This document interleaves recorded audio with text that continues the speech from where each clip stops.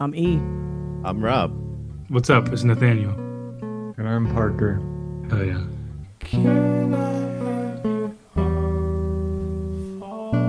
Things been slow, things been sweet. Been us two, it's finna be three. When I'm holding you, it's finna be we. Can I have you on for? We on the same page, going the same speed. See, I'm ready to grow, just feeling real greedy. You giving all of you, I want you all for me. Can I have you on for me? Can I have you for myself? Can I have you? Can I have you before you come? Before you come? Just a little more. Just a little peace. You giving all of you. Welcome to the next movement, folks. By storm. Thank you for joining, aka RiTchie and Parker. We really appreciate your time. Oh, yeah. Yeah, for sure. So after 5 years, y'all are back with a new album called My Ghosts Go Ghost. I have to say that slowly because it's a tongue twister. But this is created under the new formation By Storm. And when I was doing some research on the album, I read that there was a lot of pressure behind your return, namely around creating a follow-up project to your most well-received album. So two simple questions that immediately come to mind are, why did you continue this journey together as a duo? And what helped you decide to move forward in this direction? Well, I mean, we've always been group-centric people when it comes to what we do with the music. Like, we kind of came in this, other than, trying to do your thing as high school teenagers. Like, once we really got into it, it was always like a group mentality. So I think it was something that, if it was the three of us, we were going to do forever. And I think now with this new journey, I think it was just obvious that, like, okay, like, we still want to keep building on what we've done together. And then with respects of the name and the specificity of like us three, just being like, okay, we'll find a new label for it, like a new name for it, something that's definitely like tied in with the previous project. So it's kind of like a cool handoff and a continuation and not just like something completely different. So I don't think it was ever looked at as like, well, that's it. I think it was just trying to find the most appropriate way to take the steps forward and what was going to be respectful with the previous situation and also go hand in hand with the direction that we wanted to go creatively. Yeah, there was never really an if. It was just like how. Yeah. It sounds like one of the goals of the new formation has been to carry on the original band's mission. And RiTchie, maybe you already answered this in your last question partly, but what did you all set out to do in the beginning, and how does My Ghost Go Ghost honor that?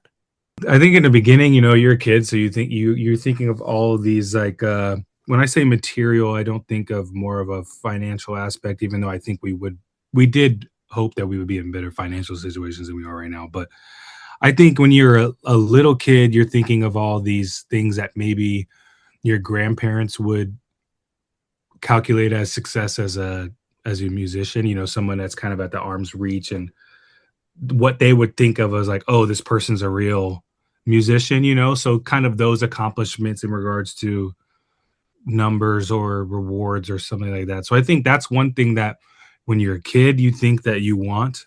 But I think the thing that outside of quote unquote accomplishments, we kind of early on, especially when we had gotten to our first mixtape, Live from the Dentist Office, we kind of understood where we wanted to live in this hip hop space in regards to continuously like kind of pushing stuff in regards to the sounds, and then kind of having something both fun and interesting to talk about. And I think that's truly all we've wanted to do, was to be competitive in regards to making the best music that we can make, and then also trying to make a project that doesn't sound like what's happening in that year or the years prior.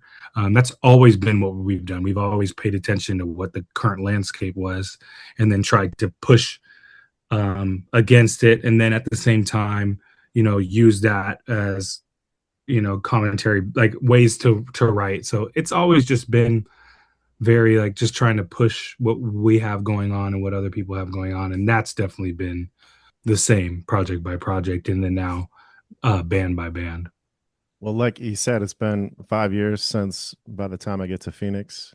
Obviously, a lot has changed, but I'm wondering how you would compare the way it's felt to release My Ghost Go Ghost out into the world versus the Injury Reserve albums of the past.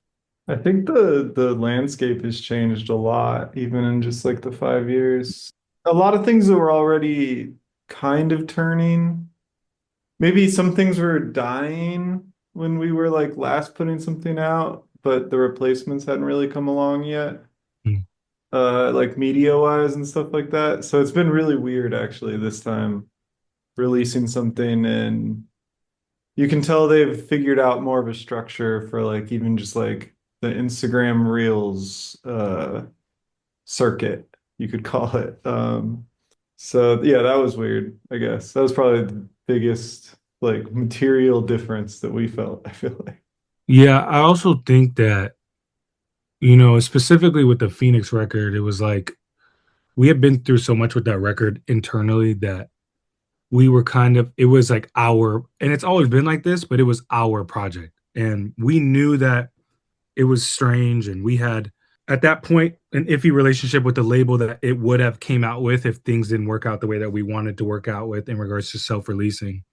And we had came to the point where we were like, hey, no one may like this, but we love this. And like, this is the project that we want to put out there.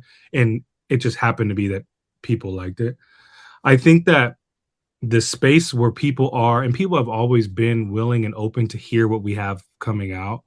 And that we've been very fortunate of having that relationship with the people that listen to our music. But I think that coming out with this one, it was like, okay, this just has to be good enough and people are going to be open to this.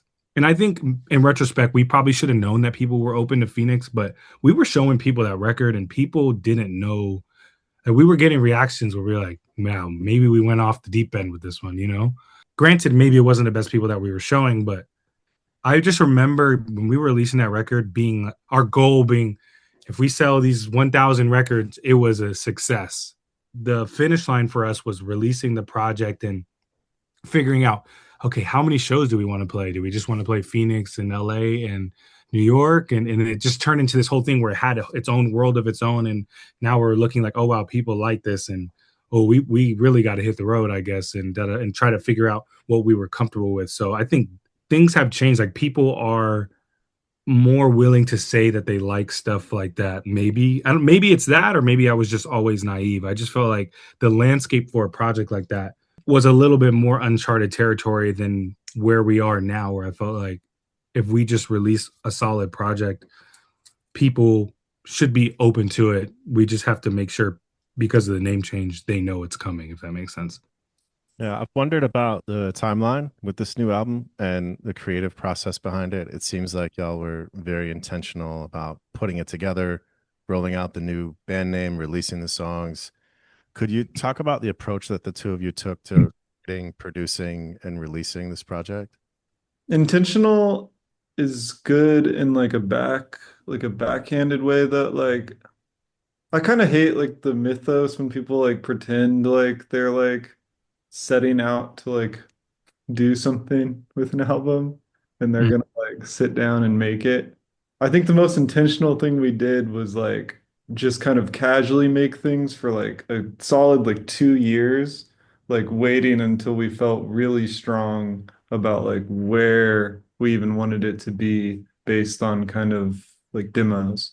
That's intentional to me. And then we were making the songs kind of based on those that's where it gets like a little bit more.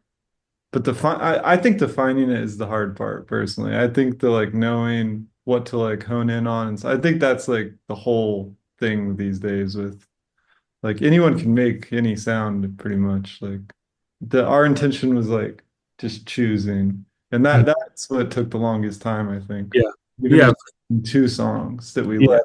Yeah, you always kind of need that thing that gives you that, okay, this is where we're going to live in. I think the most intentional thing that we did in regards to the segue between the project or between IR and Phoenix and this was when we did the double single a couple years ago where we released the original version of Double Trio and then tagged it onto By Storm, the last song on Phoenix, and did a double video for it. That was a very, very intentional, like singular piece that we knew we wanted to put out. We never had intentions of putting it on an album or anything. We wanted it to be this standalone thing where it's like, hey, where this is the handoff between the names. And when we did that and we kind of made a big thing out of it in regards to how we released physical copies of stuff or how we did like this thing where we showed all of our music videos in a movie theater and so we tried to make a moment of like, hey, try to pay true respects to it. And after that is when we knew like, okay, the next thing we're going to do has to be solid, and it's kind of like a get back at the lab thing, but we wanted to definitely take off the pressure of, because it was like double whammy pressure, because it was, you're doing a new band name, so there's that, but it's also just the idea of what the Phoenix record was and how it has its own following of its own. So we kind of tried to take the pressure off by just making one song at a time, and then when we found something that was strong enough, release that and play a show that where you're figuring out demos and kind of just messing around with stuff. And we were trying to just get back into our roots of kind of just putting stuff out there and get and playing with people and having them be a part of this process where we're kind of figuring things out. I think that took off a lot of the pressure instead of us just like sitting in our rooms for a year and trying to make this whole album, and then we feel like it's done and now we have to figure out how to release it. So we kind of found a way that took pressure off of us, so we could just make songs one at a time, and when we feel like something's really, really strong, then you can move on from it. And that's kind of how we always work. We're always kind of just making, we're making something until we find that direction that we feel like, okay, we can build around this direction. Like this is something that's strong enough, and that's different enough to be, something that we're proud of, that we're putting something out there that's different than what's going on.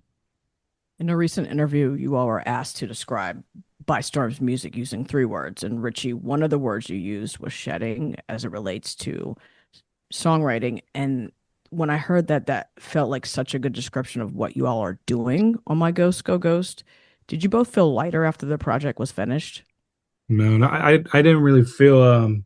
I think that when I say the shedding aspect, I think obviously we were on the spot, so I didn't come with uh, words locked and loaded. But a lot of these things that when we talk about these, I think there's a lot of words that have connotation to them, and I think that because of what's happened to us the last couple of years, if I were to say something like that, someone would look at it more on a heavier side. I just think that it's all been a lot less heavy for us than not that this hasn't been important or things haven't happened, but when we finish a project or something like this, it didn't feel like, oh wow, like I'm I really accomplished this and this is totally behind me and I really needed to get that off my chest.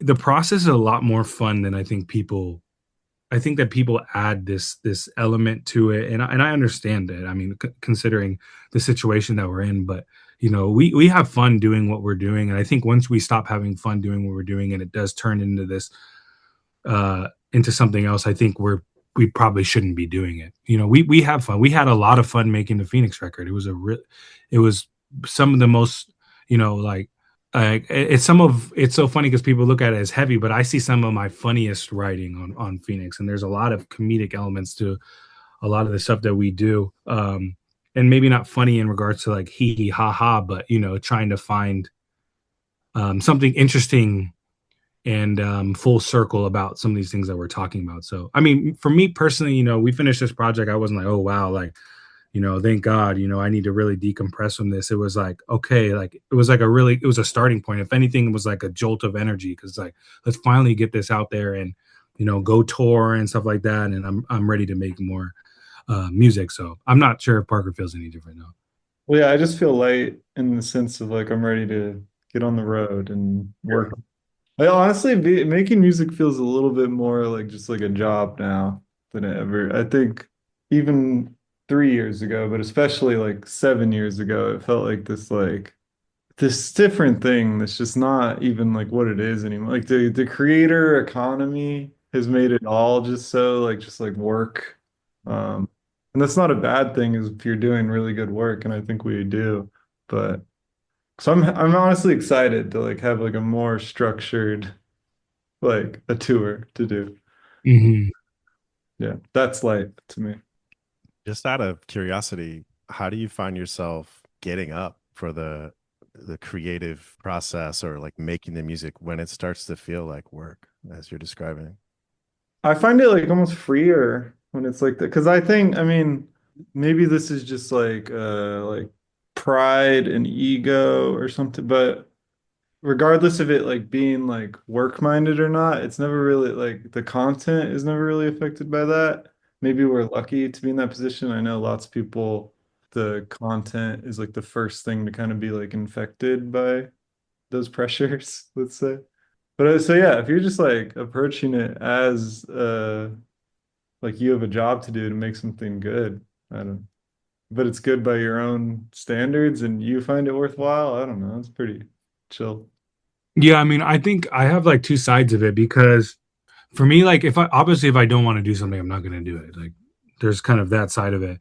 But there are other elements to, putting yourself in that position where that's what this is, that it puts you in a certain mindset to where execution is you feel like the stakes of execution and it's like inspiring to a certain degree.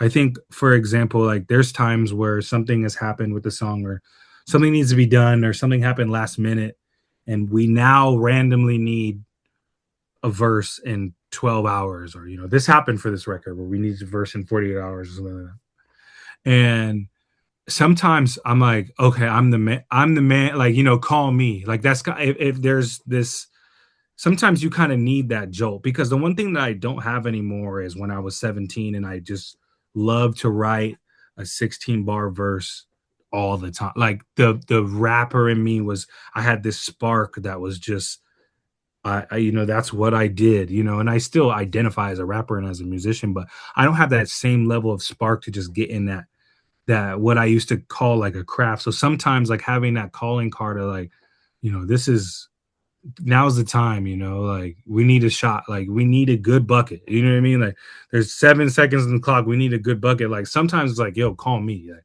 so there's also that element of it. I get what Parker's saying by, you know, sometimes it feeling like that is good with where we are right now.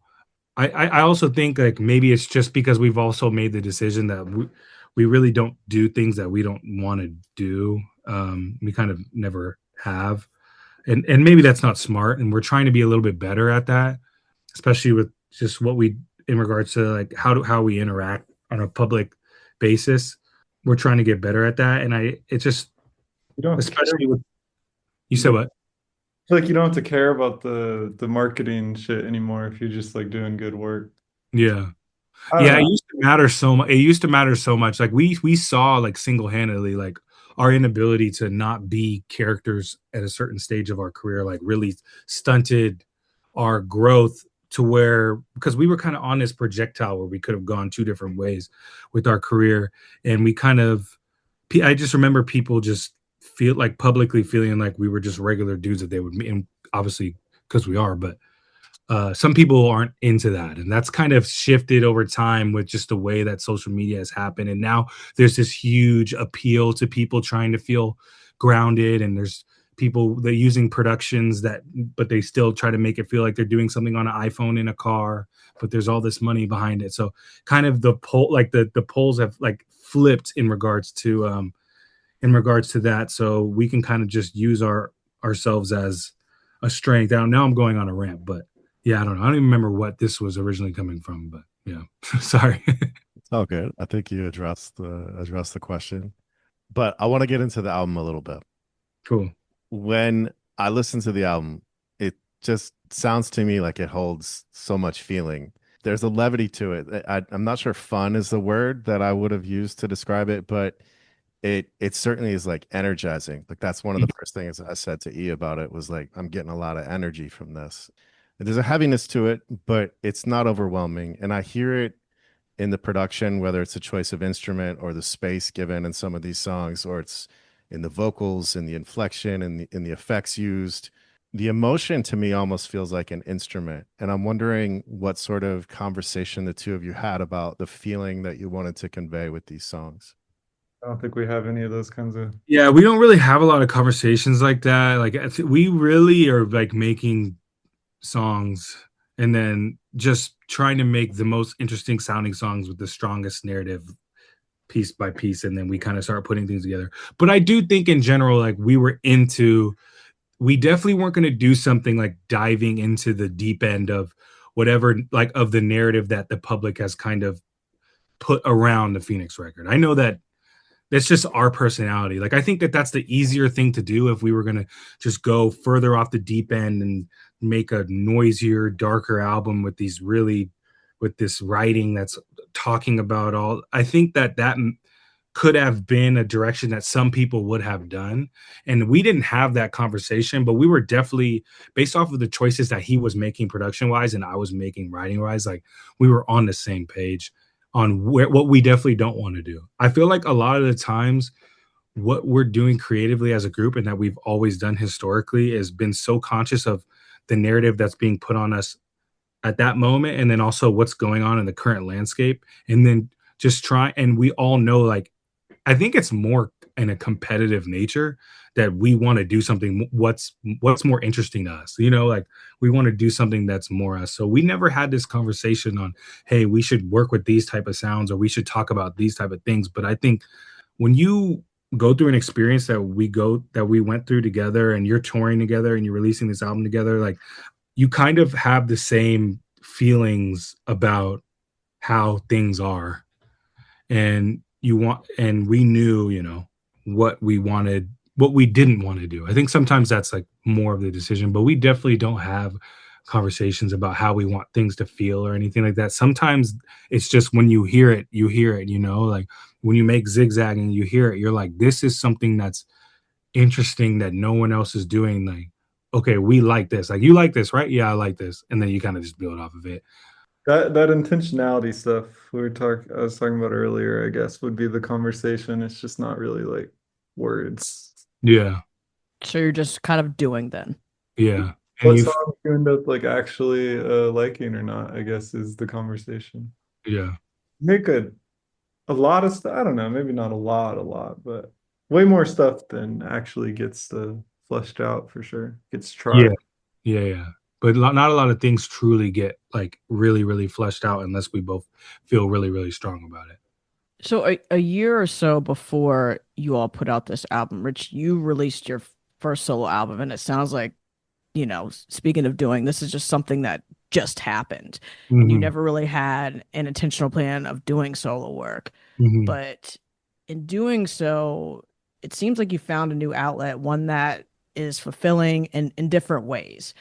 So I just wondered if Triple Digits influenced your work at all on My Ghost Go Ghost. And, now that you've done this solo project, does having this new outlet feel like a necessary one for you?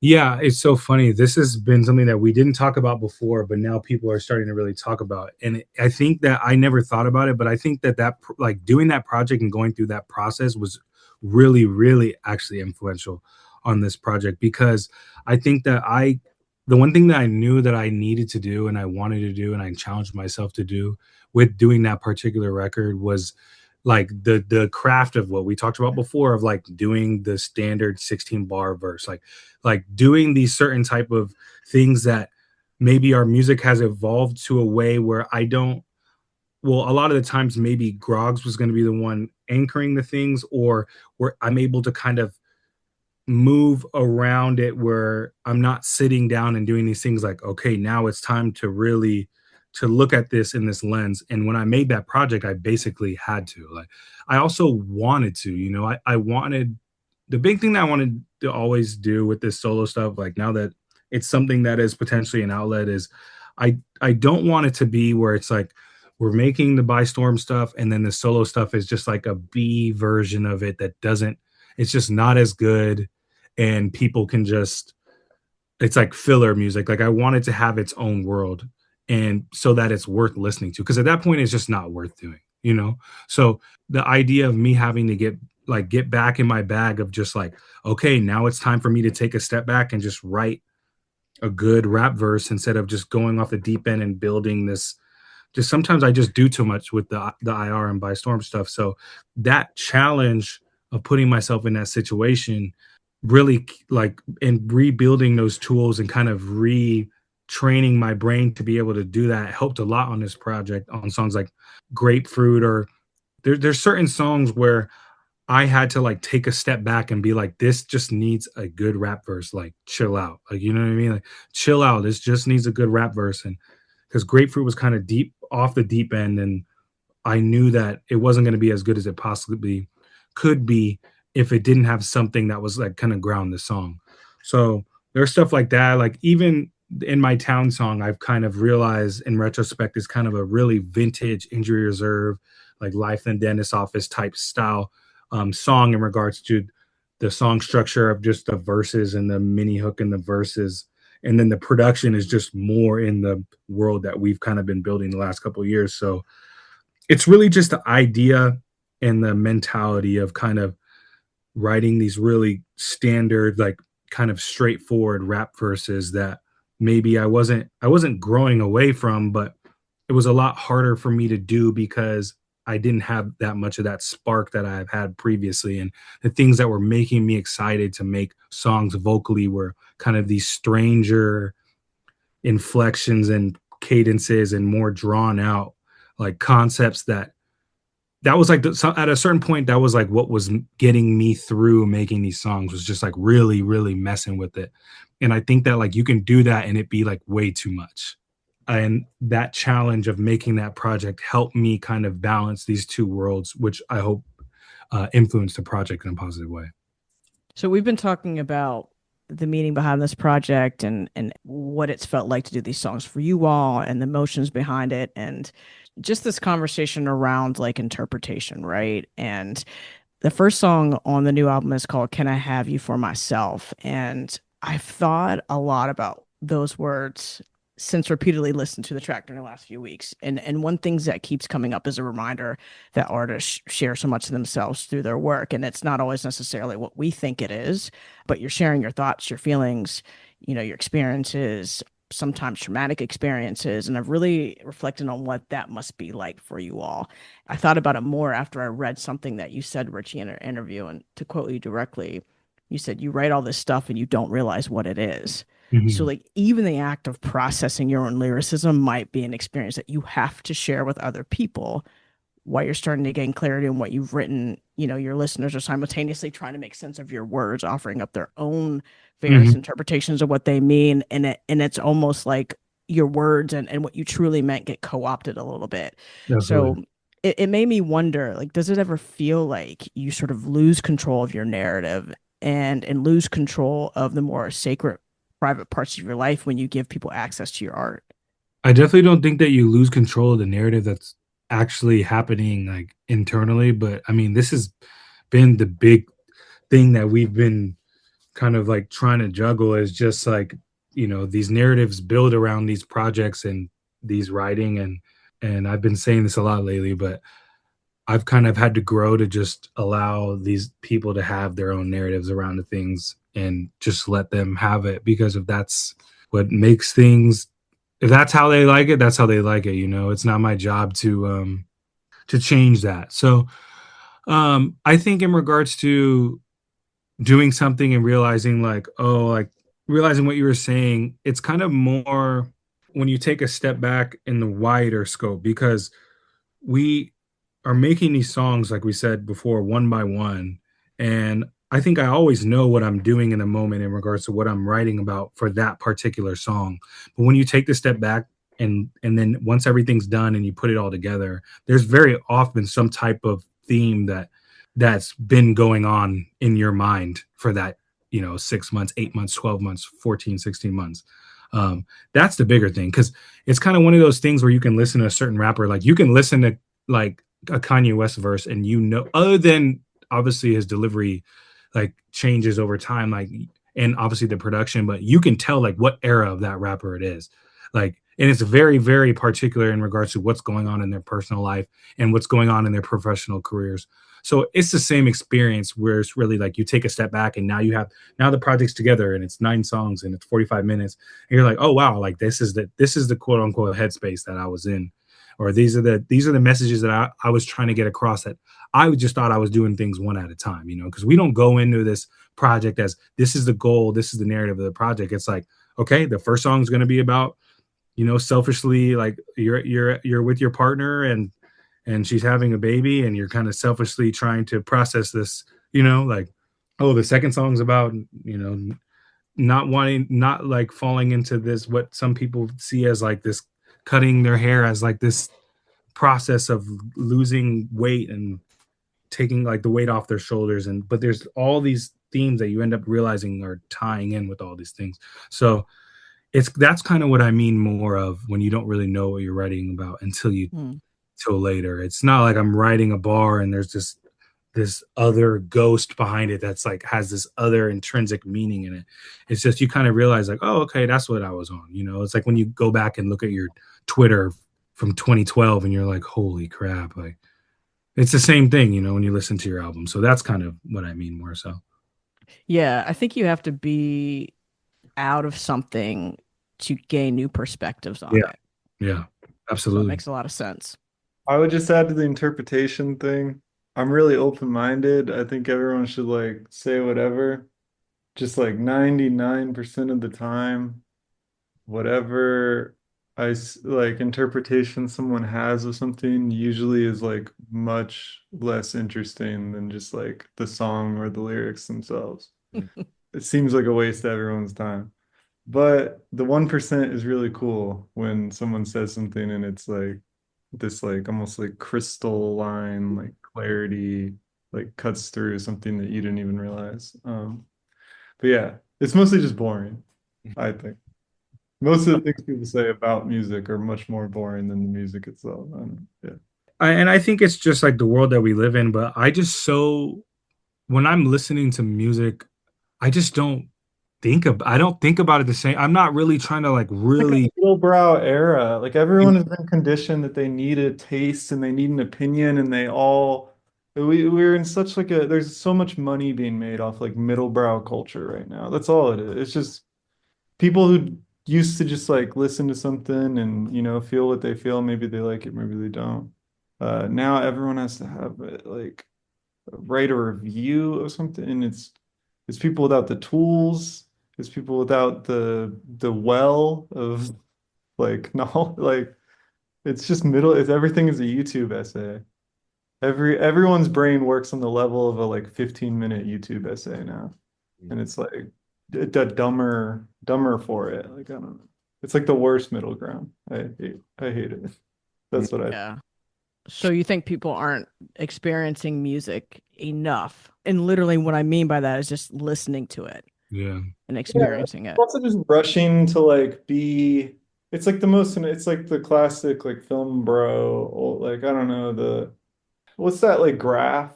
This is some Reddity shit too, but the like graph that's how quickly people become like an asshole about something they're learning versus like their actual like knowledge of it. That kind of effect. Yeah. I feel like I'm not familiar with that graph. it's just like the more you how quickly you think you are like an expert on something when you're really like a couple inches deep. And then like when you become like an expert in it, or when you finally like hit a breakthrough, you realize how little you know, and then you kind of gradually build after that. Yeah, I think for me it's just like I think there's more now than ever there was this need to understand and like have a solution with everything, especially art. Like it's like when you watch a Netflix movie and by the end of the movie is done and every single the director or maybe Netflix themselves like make sure that every question is answered by the time the credits come in. It's kind of just like that mentality has really like taken over pop culture. And I think it's just because I don't know if people don't want to critically think or what it is, but to me it's just the needing to like not that, you know, there isn't something to understand, not that there isn't a message that's being put out there and not that I don't want people to pay attention to what I'm talking about or the lyrics. I think it's just there right now we're in a space where there's this needing to understand everything, or people just I don't know how to I don't know how to explain it. Like when I was a kid, now I'm just going off the deep end. I just don't even remember like looking up the lyrics to songs, like really needing to know. I don't know. Now I'm just rambling, but No, I I think want, I hate even giving them the pop culture out. I want people to know I'm talking about them. Like I'm talking about like like I like this isn't about Sabrina Carpenter. Like no, this, I just mean it's a general mindset. It's like the way that the brain has shifted, because there's like this understanding culture, and there's like this back, like there's like you're talking about these essays and TikToks and stuff like that. There's always some type of story or summary, or you're always doing something wrong now. You don't fill your water in the correct technical way anymore now. So it's like there's always this something that you're missing. Like people, there's always this knowledge that you need to reach. But I think I actually like that. I don't think the bar is high enough. I think people need to like no, do not in regards to like somebody is smarter and they know what they're talking about. I'm just talking about just this general people need to feeling the need to understand what is happening at all times Mhm. instead of just like taking something in as what it is. And I don't know. Yeah, just sitting with it or letting it be a mystery, or accepting some uncertainty connected to it. There's a lot of like, yeah, that's dangerous though. If you tell people that, because then they just start liking obscurest bullshit. It's like people, people do so much of that now too. That's another. It's like in peers. I don't know. Like, yeah, I like good work. That's what I like. Like really good work. That's it. And I want people to expect that of the people they're consuming, and they don't. That's what I think. Don't tell me I would if I won't. Don't tell me if I did all that I'd share, that ain't what I want. Don't tell me I should or if I shouldn't. Don't tell me I can, but I don't know if it looked good or if it wouldn't. I don't need no more hands, I got my footing. No, don't tell me that again, that I feel free, cause no, I wouldn't. That's not in the picture, no, that's not in the picture. It ain't that way, it ain't that way. It's not in the picture, no, it's not in the picture. It ain't that way, it ain't that way. I woke up in a sweat, but yesterday still stuck to me like glue. It's not in the picture, it's not in the picture. They said with all that hair, man, don't it feel like it's just dragging? Yeah, it ain't that way, it ain't that way. We've been everywhere, if you seen all the shit that we've been through. It's not in the picture. It's not in the picture. Ain't cutting that all out, just ain't something that I'm willing to do. It ain't that way. They said I feel free, I feel light, I feel bright, I feel great, I feel cleansed, feel clear head. It's just hair, it's a clean slate. But I feel broken, I feel sliding, feel misguided, I feel pain, I feel different, something's missing. I feel this and some mistake. You kid, just admit it, you think that it's just that way. All right. RiTchie, there are many moments on the album where your lyrics feel like chants to me. They just keep like coming back around. Sometimes literally like in rounds. Mm-hmm. Rounds, that's cool. The hook on Dead Weight, Mary's saying it's not in the picture. No, it's not in the picture. Yeah. One example for me. There's just something powerful about this. It's something I've talked about in the past, particularly in regards to Elucid's music, where his lyrics just feel like cyclical and kind of lift you, stick with you. I feel like you're doing something similar on this project, and it sounds so loose, like you've just like surrendered to the music, and these are the words that kind of pour out of you. Yeah, literally. How much of what I'm hearing on the album was written before you started recording vocals? 0. Okay. I do think I wrote my Ghost Go Ghost because I thought that was cool, and I do think I wrote.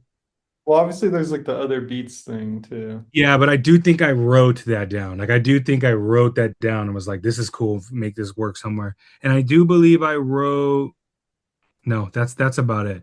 Everything else is a lot of stuff is driven by the production, whether it's the production that you're hearing now or a previous iteration of the production.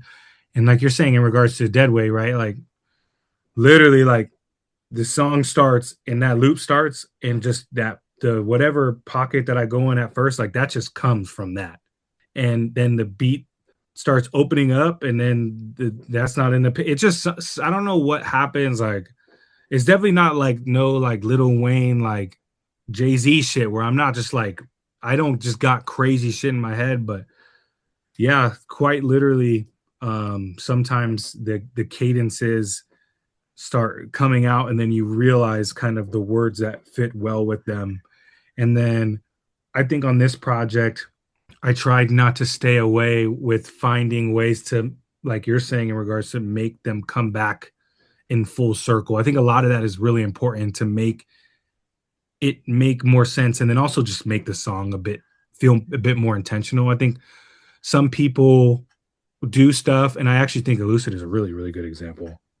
There's like two groups sometimes in the rap field where people basically are at a point now where they're just doing no hooks, or maybe they like just restart the first four bars that they started with and they just do it at the end.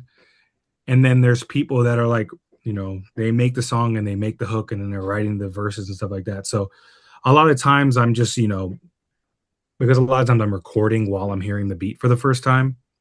So a lot of these times I'm doing these what I think are interesting and fun cadences that turn into things that are actually articulated. And it's going to me visually left to right while I'm recording it in Ableton. And then I can go back and listen to it. And there's things that I know immediately are the interesting bits to it that I think need to be used as the full circle element. Because when I'm doing it, I'm not thinking this is the hook and then now this is the verse and then this is the bridge. A lot of times I'm just doing what sounds interesting to me. And then I take a step back, and then now it's the time for me to be analytical. Like what is going to be cool to make this a full circle moment. And sometimes I do that before even the words come. Sometimes it's 3 minutes and I know exactly what the song sounds like, but I have no words to it yet. And I just know what it is. And I know the journey that I want it to go on. Cause a lot of times Parker is like, a lot of the journeys that people are hearing are already baked in the production as I'm getting it as a WAV file. So a lot of times I can just build this whole song on what it sounds like audibly. I think if it were up to me, I'd probably just release that because it's a lot easier before I have to really articulate what it's actually going to be.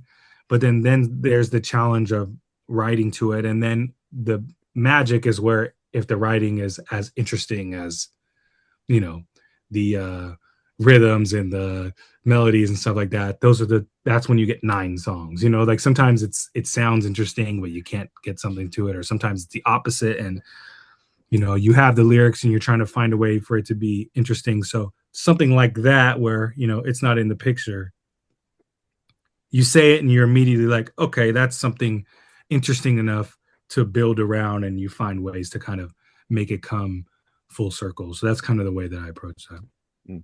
Parker, does it work in a similar way for you? Like, do you find yourself responding production wise to things that RiTchie is like coming up with after he's listened to the beat? Yeah, I would say even the repetition stuff that you were mentioning, maybe sometimes I'm pushing for it too. Like I feel like I've always really liked the repetition stuff. Even though I feel like it's never as received as well as I like it. I don't know. I like sometimes when the vocals are like digitally duplicated over and over for like a section or something. I remember in high school really liking the James Blake stuff when he would just like loop back like an entire verse or something. Or like I think there was like a song with like RZA Mm-hmm. where he just looped, or they just redid a whole verse, and I always liked that. But some people are a lot more particular about the use of their time when listening to music. But responding to the words with the production, I think he just means like less like lyrically. I think he just means like when there are these moments that we're kind of leaning into. I would say structurally it has to, yeah. It's very like it changes the structure of this. Like having like instrumental music is I'm not a big fan of. So it's like completely changing like what we have when he sends something back, and then like, all right, what does like the full song around this sound like? Definitely happens for sure. Yeah. Yeah, because I think once we're coming back full circle in something, I think it's since it's not your first time hearing it, it often opens up what's happening in the production end. You know what I mean? Like a lot of the times if it's coming back around, it's building on your end, like you know what I mean, and what we're doing on not the second half, but I feel like that happens a lot. Like even with Deadweight, like that song obviously has like steps to it, damn near. Like it build the way that it builds, and by the time things are kind of coming back around at the end, it's really going. So yeah, Yeah. A lot of times it's just sketching the idea for yeah, the vocals, and if there's something strong, yeah. okay, now That's add some structure here. yeah, The ear candy stuff, yeah. which seems to impress people more than it does me. But yeah, the hard part is just getting the sketch to work. I Want to talk about some of the visuals for this project, specifically the music video for And I Dance. For me, like this is a perfect representation of how visuals can enhance the listening experience. I mean, to watch RiTchie dance around so freely and sing, and please correct me if I get any of these lyrics wrong. I got ash in my locks and I dance. Just dance with me. That's all that we can do. It just immediately, made the song more powerful for me, more accessible. Did it feel like your relationship changed with the song after you created this? After we created the visual, Yeah. I know Parker wanted to do. I think also just with the other videos that we're doing and the other videos other people are making, like Parker definitely wanted to make like a really good like music video. You know, I don't know. What would you say, Parker? Would you say that your relationship with the song changed, or like yeah, I guess it made it, if anything, a little more open-ended, I think, in a good way. that's Uh, cool? I feel like it added maybe like a potential for even like a tragic falseness to the song. With some of the just I don't know, the space that we were filming in for some of this which I think makes it more interesting. I think the thing about doing videos for songs is I think that, like you're saying, I think that we have like not certain because we don't go in it with preconceived intentions, but we make a song and we have our own understanding of what this song is. And I think the one thing that the videos do is they make it a lot harder to not be on the same page with us.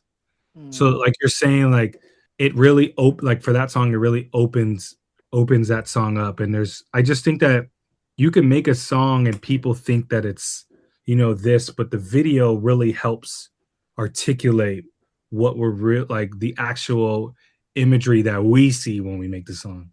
And sometimes the live show is the same way. Like sometimes the way that something is performed really shows like, oh, this is like really I thought this song was like this type of feeling. Because a lot of the time it's just nowadays with what we are, like people think something is a lot more serious or dark than it. You Hmm. know what I mean? Like that song is supposed to be fun, like Yeah. and that's what you were talking about. So it's like sometimes the best way to do that is to do the video. So like sometimes the video really helps with that. And what's cool is like that being like the single that we really announced the album with, and it having this kind of like celebratory feeling to it kind of worked well. And the video kind of showing that, like Yeah. That's what, but I don't know. I do disagree about to me, the visual is honestly even less, even less of like a writing instrument than like making music is. More of a kind of like experiment and then just like working with what you get. yeah, that's true. But that's essentially, yeah, I don't know. If I that's where, compare I find the video like much more interesting, like what is this song experiment than writing about it or like talking about it usually is. Hmm. Hmm. Kind of just find things that like sync up with it and that just feel right. Yeah. Like there's faces that you're making and some of the performance like just holding on like a face that he makes like a little bit after the line ends and it's just like damn, that's what the song feels like right there, like Hmm. Hmm. the song is like, and yeah, I think that's what it changes for me. Mm. It like clarifies it in its own language, I guess. It sort of reiterates what the message is, I guess. I would Eh, eh, say beyond reiterates personally, like I would say it's even like just like finding sharper I don't know, like find sharper, maybe even slightly different, like tinging the message even. So it's putting it more into focus. Yeah, with its own characteristics. I don't know. Yeah, because my follow-up question was going to be, does it feel like the music videos that you create make your music come to life in new ways? Yeah, I guess that's kind of what I'm saying. Yeah. Mm. I think it's exactly what I'm saying. Yeah. In a really literal way, even. Yeah, like life is a good word choice there, actually, because that's what I don't know. I'm a big like I get really like I don't know. I'm really into film too. And one of my like biggest gripes is that like nobody knows what a camera is anymore. Just like structurally, like what the device is doing. And you're literally like capturing like duration and life and this like information like in a box and then running it back and like analyzing it and choosing these like little snippets of like something in front of something. Like that's what makes it different from all the other from writing or from music is this is like this kind of like double sensory like capture of something in space happening, you know, and you see like so yeah, life is a adding new life. You're adding like these little snippets of life on top of each other. Yeah. But music videos are cool. Like it's someone performing to the song to the camera, like cut together. Like it's all yeah, it's very the simple things are like the most interesting stuff about it. Yeah, I love them. I always have. You guys are about to take this music out on the road with a world tour starting in March that will include a London date on April 3rd and a Philadelphia date for me on the 16th. What are y'all hoping fans will take away from the experience of seeing these songs performed live? I hope we have fun. I hope we have fun, and we don't really have like a goal. Sometimes I don't know. You just want to play a good show and have a good relationship with the crowd. London is kind of always good. Manchester is always insane, and I mean, we just want to have fun. Like have fun together and Yeah, I perform hope you can songs. get lost in the way that this music is. I just hope it's something. It's not going to be like the rowdiest thing ever. I don't imagine that, but hopefully, at least someone can just be like focused on it. It like kind of puts you in a trance. Yeah, and we have a good base for that. People are always pretty respectful about that, but there's definitely moments that'll build up as well. But yeah, we've no real objectives. We're gonna put on the best show that we can put on, and our base always brings a good environment, and that's kind of the most fun part about it. Sometimes the most fun part about it is the general curated show. Who goes on tour with you, and so on and so forth, and just the experience. From doors to close. So we'll probably play for a really long time, but it'll be fun. It'll be paced pretty well. Yeah, That's where if we can keep them focused for the full it'll be fun. Yeah, I'm not. hour, and that's a success because I'm not ever focused on other people's concerts. Like they always lose me at some point. I mean, not everyone, but that's the goal. Just keep someone's focus.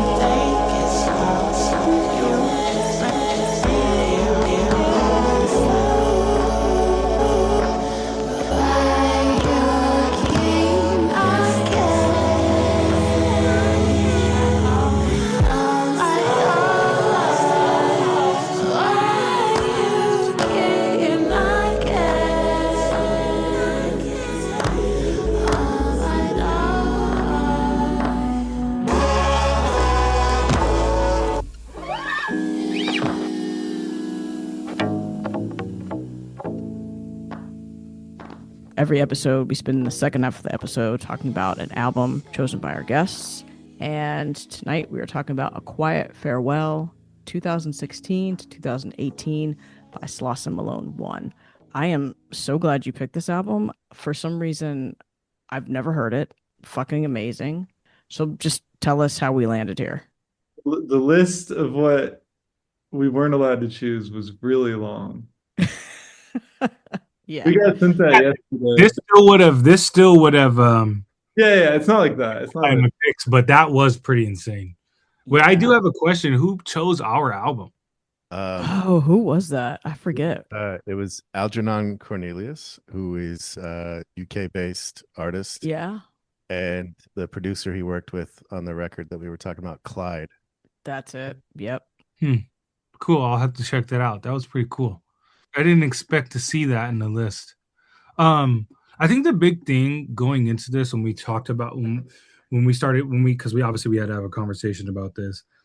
I think that the general layout that some people kind of go into for this, like potentially is like, like a bar for bar, like influence or bar for bar. Like I think the album and Jasper in general and this experience that we had with this album and our lives following it are what really brings the value in regards to the injured reserve and by storm situation, because that album really came to us at a really, really important time. And I mean, it really changed. It really, especially for me, like the next couple of years, like if that album, if we didn't come across that album, they would have looked a lot different for us, I think, because I think that album had came out and we were already, the years are really hard for me, especially with the pandemic, but we'd already released the self-titled album. We were kind of still working on it when it first we came were out. finishing it. Yeah, you're right. Yeah, we were finishing it. We're at that And- stupid slurs in our Yeah, you're right. There's the aspect of wow, like you hear this album and it's really, really good, which is never really good when you're finishing an album because then you're like, fuck, okay. So there's that aspect of it. But I also feel like that the self-titled Injury Reserve album was probably the album that we had the weakest like identity as a group on, not in regards to the relationship, but in regards to like a singular strong direction that we wanted to go. You I got think the direction being a classic debut. yeah, we really fell into that, and I think it was like our only like huge major discography like mistake that we've made in regards to not finding this one thing that we felt passionate about and building around it.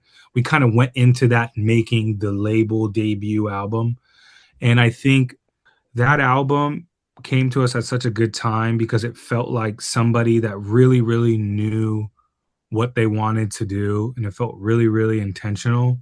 And then at the same time, we were kind of figuring out ways that we were going to communicate like how we wanted our music to be perceived in regards to like the type of conversations we wanted to be in. I think that was always a big issue with the IR stuff. And sometimes it was some of the things that we were doing in regards to who we were touring with, like who we were opening up for, or that's those type of things. Really, we were starting to figure out really, really alter the way that people talk about you and the type of group that people perceive you as, because we've kind of always messed with different directions in a fun way. And I think because of that, some people try to put us in particular pockets. And we hadn't figured out like, okay, the best way for us to control the narrative and how people talk about us is to be really, really particular about, who you share stages with and stuff like that. That was one, like, because we've always looked at tour as like a really, really big part of our rollouts. But when we started making huge, like very, very particular conversations and decisions on who we were touring with, that changed everything. Like US, European, when we started choosing very particular things, that's how people started kind of what we felt like getting where we kind of wanted to land and live. So that album came out. We were finishing the self-titled record. You know, it's amazing. The album's amazing. There's so many things that you can dive into what's amazing about it. But what was more important for us was, I think were we in London? We were in London, right? When we first heard it, We first heard it, we were in New York, I remember. when we met up with him to Yeah, like because we were in London and he happened to have like I'm doing the show, yeah. he had like an art exhibition. Yeah. And we had already thrown the idea like, hey, we really like your album. Like, we would love you to tour with us. And I think Jasper was literally like, hey, I have no idea how I would tour this album. Yeah, And it was like kind of, I feel like he was being protective of delivering like he was trying to let us know maybe what he didn't feel like he had certain entertainment things figured out. yeah, and I assume he Googled our live set or something, was like, how is this going to work, maybe, which I totally get. Yeah. Like he And was looking out, I think. And we were yeah, like, do whatever you want. Like do it. Like yeah. So we went to his exhibition and chopped it up with him, and we were just like really not like pleading our case, but we were just like, look, like we just wanted to show to him like, yo, this is something that we're invested in. Like we see this as really special, and it's really really inspiring. And for us, it's like, why wouldn't you do that? Because that's everything. If you can play a show and the whole night is a fun experience, that's different. That's like a whole different, when you can have a relationship with the person going on the stage before you, and they can set up however they want to set up it, like those type of things. People don't think about like how the dynamics of tour. Yeah, And it's also just a better show. yeah, A little up and down. I don't get when they just put like three like ragers on the tour together. And just by like the second hour of it, like you're like, okay, we get it. Like 1, 2, 3, let's go. Like I don't so I feel like people almost like kind of bristle. I mean, there was like just and honestly, like there was like bristling on tour. There was times where we were embarrassed for the way people at our shows were acting like to his set. Like mm-hmm. Wow. heckling, I feel like almost to a degree. Yeah, more like, yeah, they were just more like being immature and like more frattier markets where they were kind of like, but I I didn't get that at all. Like I feel like it was such a good vibe, like having this kind of like more like grounding out there thing where there's a guitar, it's very it's lesser like audience participation, lesser truly dynamic, like, and then going into like I like that. I don't yeah. It's weird that people bristle at something that's like this isn't what I paid for. Like I don't it's weird. yeah. But then the tour happens, and then the live show happens, and then the live show's amazing.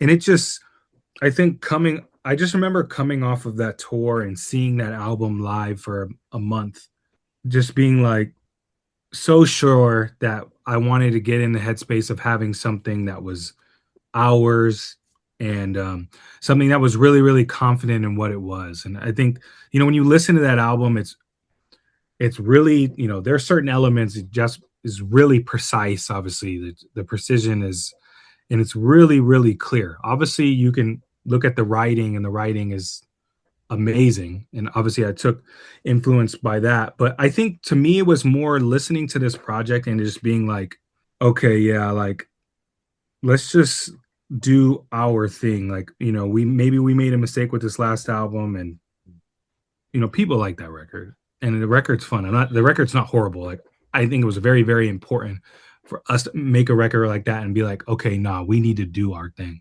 That was so important to when we started making Phoenix, and we were just so sure about what we were doing. And I was trying to be intentionally precise and really like sensitive and open to what I was doing with my vocals and my writing, and paying attention to the things that I was intentionally and inadvertently doing. And there was little tidbits of things that were really, really magical that maybe before would just get snipped out because it just wasn't what I was going to intentionally do when I'm, writing this verse or recording this vocal. Like, I just obviously, like, when you listen to Jasper's music, it's really, really intentional. But I just remember listening to that album, and sometimes it's like the small things that were speaking way louder than the big things. And I just remember feeling so, so inspired by that live show and that album that I was like, okay, yeah, let's do this, like let's make our album that is intrinsically us, that we've learned from this experience of this prior record, that we've learned from doing this tour. And that's how we made Phoenix. And it was so much to the point where when we made Phoenix, we just reran that. When we toured that, we reran the tour back. So we just did the same. We just did Jasper and Body Meat. We did the same tour because we're like, we can't do any other experience. Like, this was so important to this record. Just run the whole tour back. Some people wouldn't have done that. You got to have a different opener or this, that, and the third. But that, to us, like, that was home. That felt like so much home to me. And then that just made that tour even more special. So it was just, I don't know. It really, really gave me a really good perspective on song making and the process of song making, and really, really documenting every little bit of my emotional process of reacting to the production and stuff like that. That was when I really, really started making sure that I was always recording, and that as much as possible, I was documenting my emotional. When I say emotional, I mean kind of instinctual, like my instinctual reaction to the productions more, because I just think that a lot of that magic is that in between stuff. And that's kind of what I really captured from that record, like, more than anything.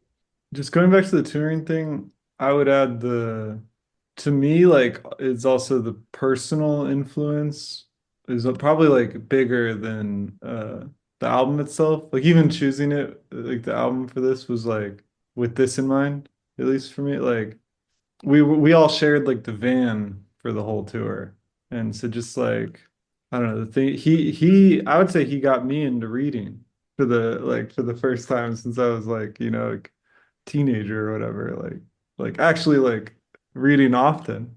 And that's a bigger, like, then when I was working on Phoenix, like, I wasn't thinking about like, oh, this should be like this one quiet for, like, that would be like hackish, like, to me. Right. But at the time, this was what, like 2020, maybe even like late 2019, I was obsessed with Mark Fisher because he introduced me to him. And I was like reading all his stuff, and it was very like theoretical, but also very much like music writing at the core. And I was like listening to all this other stuff that I read about there, and uh, like older music, and trying to chant, like, I mean, that stuff that was sampled on the record, but that's all like this trickle down from like passing around a book in the van, like on tour. I think those things, they're less like music narrative-y, but I think a bigger effect like Yeah, for sure. will have on each other than like musical influences.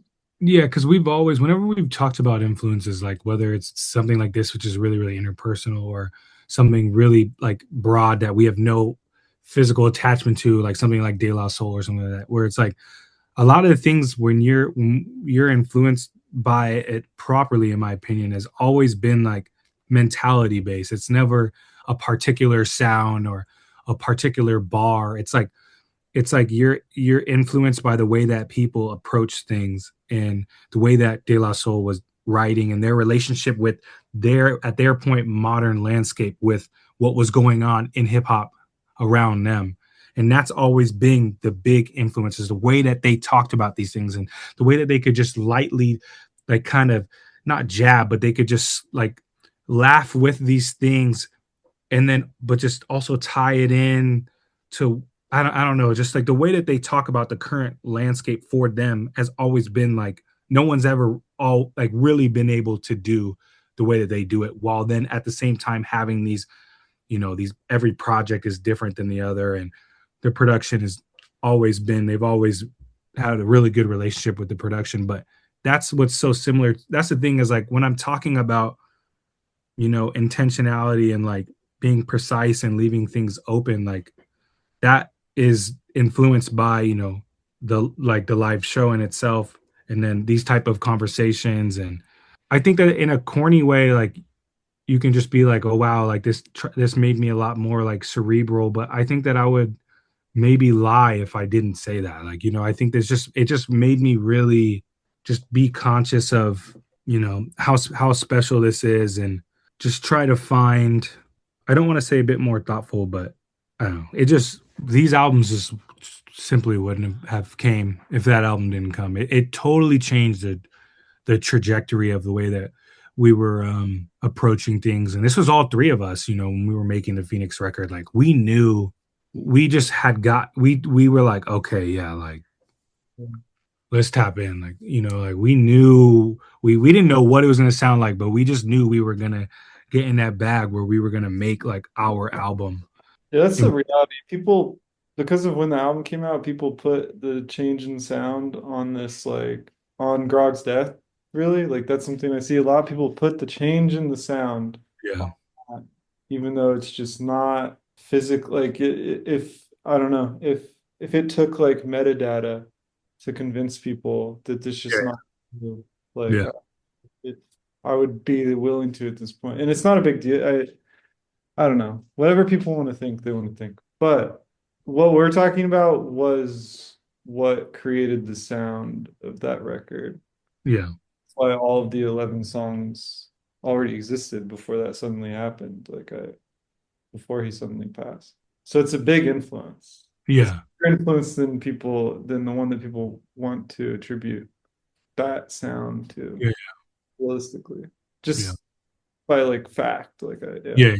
No, literally, like it definitely like stopped us in our tracks and put us in the right perspective of music making. You know what I mean? Like, and where we wanted to live, and the type of conversations that we wanted to have, and who we wanted to tour with. And I don't know, it just changed. It changed everything. Hearing you talk about just music that has had an impact on you, this album, and then just kind of the switch to De La Soul, I think the through line that I'm picking up on, and I think this is one that I deeply appreciate, and talking about this album and De La Soul as well, but there are people who really make you appreciate the way music is crafted. And I think that there is such a genius behind that. I think it's one thing to be good at rapping. It's one thing to be an amazing guitar player. It's one thing to be an amazing singer, but it's how you put it all together. I really think that comes through on a project like this. I think about it like when you said that about De La Soul, I was like, yes, the way that they came up with the skits, like the way that they put all the pieces together, like there is such a craft in that. Mm-hmm. You really appreciate it when you hear albums like this. Mm-hmm. Yeah, like this album only exists as an album, and that changed, that changed how that our albums only exist as an album. Some people didn't get the By Storm record until, or the singles until they were put in the context of the album. Mm. Our goal was to make the strongest album, the strongest 45 minutes that we possibly can, in that in 5 years, you're just looking back at the 45 minutes. That's what our goal was, and that's what our goal was with Phoenix. And I think that was, we've always wanted to make the best possible projects, and we've always done things song by song. We always try to make the best 10 songs, but I think that more than anything, like these last two projects, they only exist as albums. And I still want every song to have a life of its own, and that'll only help us monetarily. But also, I think that's what's really cool, when you can make an album, and then you can pull something out of an album, and it can have its own world of its own. But yeah, I don't know, you could play this album and it just totally sucks you right inside of it, and you really feel what this person was trying to do. I mean, yeah, and everything after as well. It's just, yeah, I don't know. It did it for us. It came at the right time for us. This happens for everything, this happens for life events, and this happens with movies, and, meeting people. Some things just happen right at the right time. And I think this record in particular came to us at the right time. And, if without this we wouldn't have been able to do what we did. So it's definitely really, really important to us, and it's more of the conversations that we had and the approach to the craft, not in a technicality aspect, but with the mentality aspect. Like that is more important, than anything. So that's why I think it was kind of perfect for us to kind of put it out there. I think some people know. I think it was very obvious when we did the one tour, and we did Phoenix, and then we ran the tour right back. Like, but I think it's important for us to kind of just like throw out there, because I think, people can, we're not afraid. You can't be afraid of having these conversations. I think sometimes people are afraid to having these conversations about music, that's especially with their peers in modern music. A lot of people like to Make shit up. make shit up or talk about. People have no problem sucking off music that came out 30 years ago. This is our Kid A. Yeah, like people, I love that album too. People they will do everything to an album that 30 years ago, but there's hesitation to do it with peers. Yeah. I don't know what it is. It's a really weird mentality. Like, we've never been like that. But that's the thing, that behind closed doors, like, people will tell us about Phoenix, but like, it's cool that somebody came on this podcast and talked about that record, because we will have people like tell us that it's the most important album that they did it on, and then they drop an album and they're talking about some random 30-year-old ambient album. That's just like kind of how people talk about music. Or I don't know if it's like a fear of, or people want to make it seem like they're doing something that they're not. But like, for us, like, the music that, I mean, even this album, like, outside of Quiet Farewell, like, a lot of the music that's inspiring what we've done is modern music. Like, I listen to extremely modern rap music. Like, I always have. I think it's extremely important to do as a musician. Like, if you're releasing in 2026, you need to know what everything else sounds like. And this album in particular it was very conscious of where it was in the modern landscape, and it would just be a lie if we talked about something else. Like, it was good that we had the hurdle of looking at the list of albums and not being able to do 3 Feet High Rise. Like, obviously that's like, like, but when it brings you to this, I think it's perfect. What were you gonna say, Parker? It's the modern landscape thing. Also important to choose this because, and I mean, it'll probably grow, because it's like right around the time where it's like least likable in like a life cycle of like music. I think it's what, like 7 years old right now, 8 years old. I feel like 6 to 10 years is kind of when stuff is like in its like worst phase of like being revisited cycle wise. But so I think this will come around anyways, but it's important to get the ball started rolling on it as like a canonical project, I think, because there is so much just lazy shit that has been made. Like I feel like in that point in time, what was it, like 2018? I don't know what like the genre term you want to use, like lo-fi, that there's a lot of like mediocre terms for like the kind of like general drumless rap. I don't know, whatever. That world has like grown into like its own like cottage industry with like a lot of stuff that's just like, I don't know, whatever to me. And this album like deserves its like canonical place in that kind of like timeline that, like, if anything, I feel like he opened a window to like a lot of possibilities in that space, and like people just got more conservative with like, their music, and they saw like the scene, and like you can extract money from like a fan base that's already prepped for like a certain thing. But so yeah, I think it deserves its canonical due within that place and time. Smile at the past when I see it. Sunsets first in the deep end. I know I was hurt to the healing. Made me a man, cursing my feelings. Over east with the little homies in. I was 14, rolling with them. Kept an eye on shorty when his daddy outside working late, getting more dividends. So what is hitting for? Living wrong, but we all on a mission though. See the stars from the sidewalk, I'm missing home. Chemo told me fly, bro, to get the dough.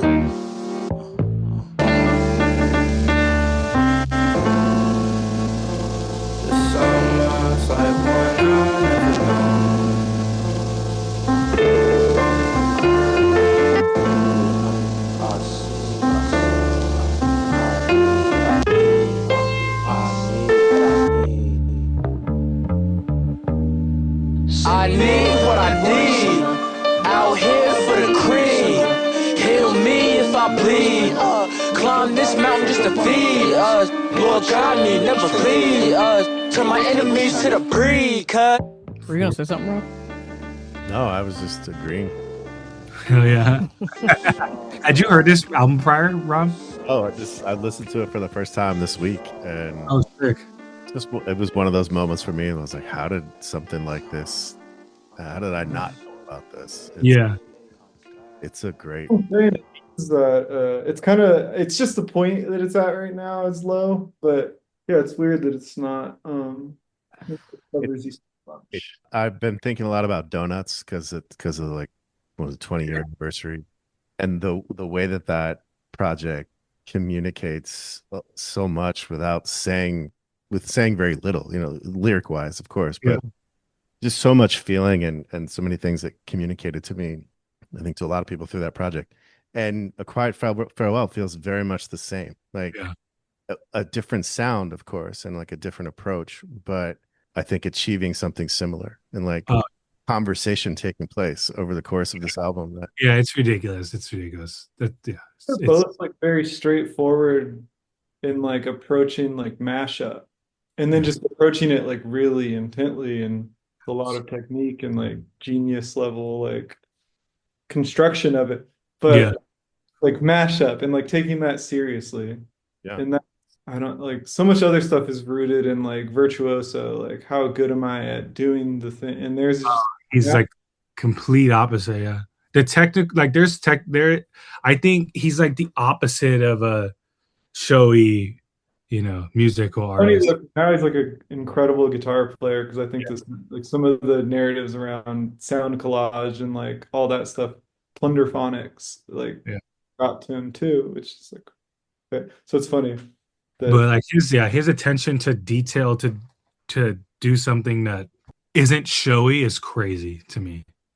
Like I think like a lot of time, like if people are doing attention to detail stuff, it's in a very performative way, and it's they want their flowers, and I just don't think people take mashups like seriously or anything. Like people don't take like texture seriously. They don't take like many things. Like it's like a 2 or 3 things they think are like musical skill, and the rest kind of just like happen, or like engineers or something.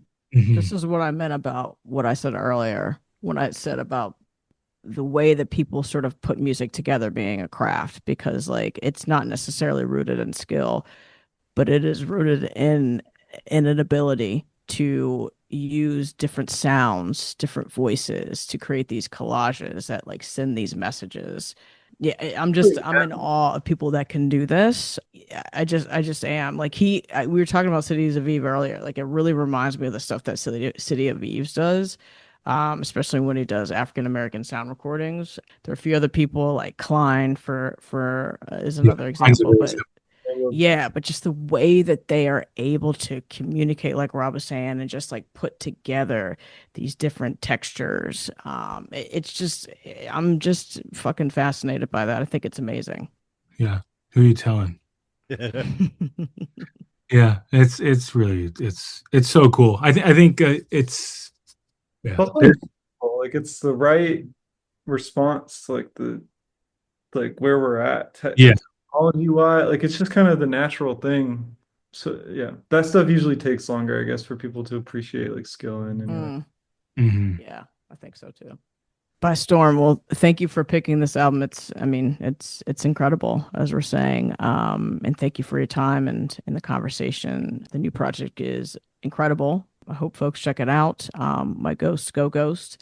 I know you had physical copies of it available. Are they all sold out on your Bandcamp? Yeah. There's not CDs. They close that too. Yeah, we'll probably the goal is to like kind of long term have like a general release vinyl up, which we've already done, but we're gonna probably have that available. We'll also have like tour vinyl though too.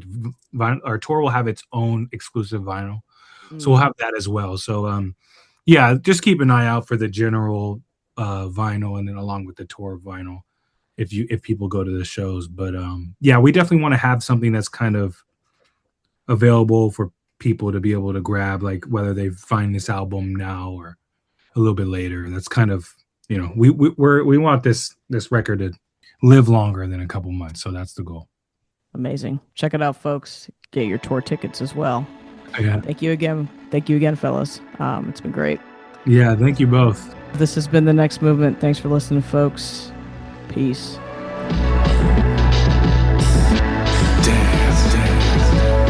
It's what it feel like on the other side.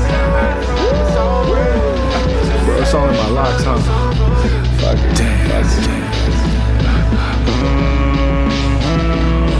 We can take care of all this later. So we did. Fuck it. We ain't gotta clean all this shit tonight. Shit like this only happens once in your life. Look up in the sky, it's all Auburn. It said, bro, it's all in your locks, bro, no problem. Look up in the sky, it's all Auburn. It said, bro, it's all in your locks, bro, no problem. Look up in the sky, it's all Auburn. It said, bro, it's all in your locks, bro, no problem. Open your eyes, it's all falling. I knew that shit dropping, that shit melt like butter. Watch out. They say I'll need some ACV, it's crazy. The baby soda with the lemon squeeze. I seen the last hit the flow. I seen the silhouettes when the air was glow. I see how he hit them foes. I seen the smiles on foes I ain't seen before. I see you, I see how the flick is slow. I see the soul train right beneath the smoke. Right here. I get. Fuck it.